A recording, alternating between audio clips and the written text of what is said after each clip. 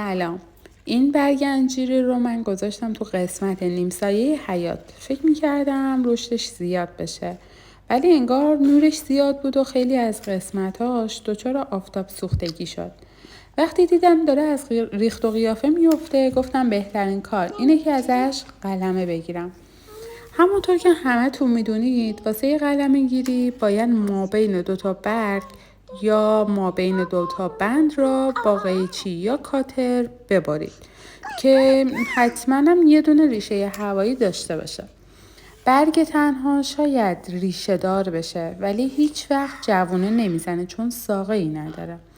حالا چند تایی ازش قلمه گرفتم که میخوام بعضی از اونها رو تو آب و بعضی ها رو مستقیم تو خاک بکارم که فکر میکنم بستر خاک واسش بهتر باشه.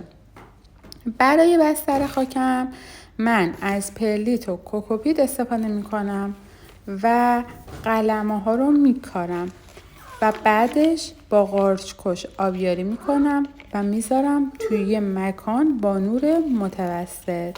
حواسم هم به آبیاریش هست.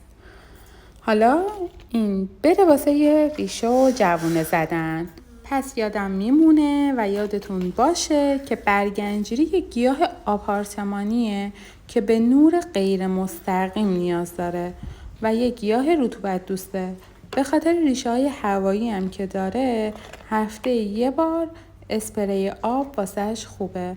البته حتما از آب تصفیه شده استفاده کنید.